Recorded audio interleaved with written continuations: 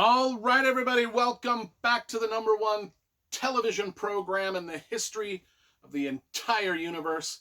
I am Brian Lee Durfee, author of The Forgetting Moon, The Blackest Heart, and The Lonesome Crown. All three books published by Simon & Schuster's Saga Press. And now today I'm here to review Stephen King's The Institute. This book came out a few years ago, handful of years ago, maybe 4 years ago. And if you've been following my channel, you know that I'm reading and reviewing every single Stephen King novel in order of publication, and we are to The Institute, which actually is kind of the end of it. Because, I've also, some of the newer novels I've read and reviewed and kind of out of order, like If It Bleeds and Fairy Tale, and the newest one, Holly. I've already read and reviewed those on the channel. This one actually completes the whole thing. I'm done. So anyway, we will do a celebratory video of me being done tomorrow, probably, having read and reviewed every single Stephen King novel on my channel, but we'll stay tuned for that tomorrow. But anyway, The Institute. So let's talk about the cover first, because I love graphic design and cover illustration. This is the paperback here. I mean, it doesn't differ very much from the hardcover. They got pretty much the same thing going on with both of them. Then the spines, let's see, the spines look the same. And then we turn the back around and, well, there's some differences on the back. But anyway, the cover's cool. I like the cover. The illustration was done by a conglomerate of different, design firms. So I won't give any one single person credit for that. It's just like it is what it is. The Audible.com narration. I listened to this. I listened to the first half of this on Audible. It was Will Patton, who does a lot of the Stephen King narrations, did a good job. So in the intro, just the introduction to this book is staggering in and of itself. There's an intro where Stephen King mentions, statistically, from the National Center for Missing and Exploited Children, over 800,000 children are reported missing in the U.S. every year. That's insanity. That's insanity. That was staggering just to read that intro. And, that's, I don't even have a comment on that. But anyway, so we start out with Tim Jameson. He takes a job. He's kind of a wanderer. He's just kind of wandering, and he wanders into this small town, much as Jack Reacher would from the Lee Child. But he wanders into this town, and he's an ex-policeman who was let go from his police job under sort of there was a shooting. He shot a suspect. Yeah, one thing led to the next. He got fired.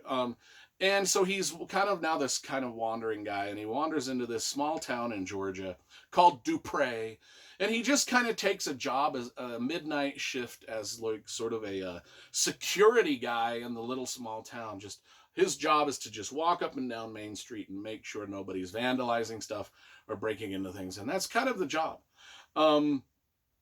As he, one of the things that I liked about it is I don't know why, but this kind of stuff. And there's an REO Speedwagon song that's mentioned in the first pages of the book. And it's Take It on the Run, which is one of my favorite REO Speedwagon songs. Actually, one of my favorite rock songs of all time, classic rock. Anyway, I like when Stephen King just throws in random pop references, especially when it's stuff that I like. Anyway, so that's the job. Tim Jameson, he takes that job. I really, really enjoyed the opening scenes of this. I really liked it. It kind of had a real Jack Reacher-esque feel, a wandering guy, an ex-police. But he's not like the tough guy that Jack Reacher is. He's just a normal guy. With a few problems, and he takes this job, and you're wondering, why would he take this job? And then suddenly, you're yanked out of that story, and you're no longer in Dupre, Georgia. Now you're in the middle of Minnesota in an institute for young kids. So Luke Ellis is a young kid in Minnesota. His parents have been murdered, and he wakes up in this place called the Institute. And the Institute is a place, kids with special talents, telekinesis, telepathy.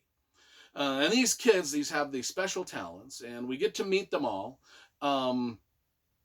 Luke, of course, Kalisha, Nick, George, Iris, Avery.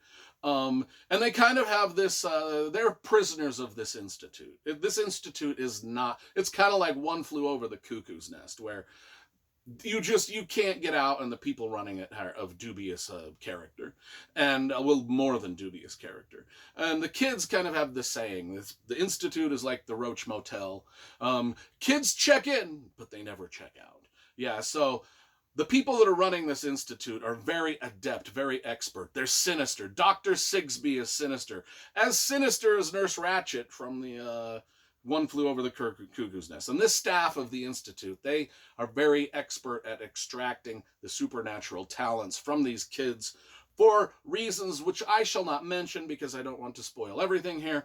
But one thing leads to another. These kids are in this institute. It is not good.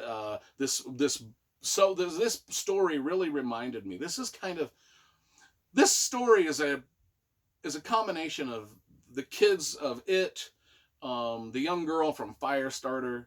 I would even say it's a little bit of a cross between oh gosh, even Ender's Game a little bit, just with the youngness, how young the kids are and how kind of they outsmart the adults at like a lot of different turns, but how they're sort of confined to this very structured, very, very, unpleasant kind of circumstance. But anyway, they plot to escape. It's like the X-Men. The Institute is like kind of that little place where the X-Men were trained. The X-Men are trained in but the anyway. The Shining, Firestarter, Ender's Game, It, the X-Men. It's an amalgamation of all of that. And One Flew Over the Cuckoo's Nest. I mean, it's all of that stuff. And the kids, they plot their escape. I won't tell you what goes on during all of that. It's just fun to see these kids sort of interact. They're very engaging children, very good characters as children. As engaging, well, I think I liked the kids in It a little bit more, but these kids are pretty cool in themselves, and Stephen King really shines when he's writing about youngsters and the trials and tribulations of young people.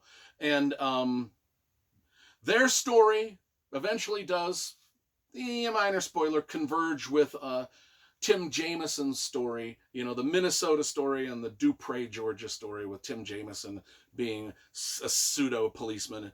Those converge at the end for a very good climax, and it's very one of Stephen King's better endings. Let's just say that. And I give this a solid 8.5 out of 10. I thought it was a very, very good addition to the massive Stephen King library I've got.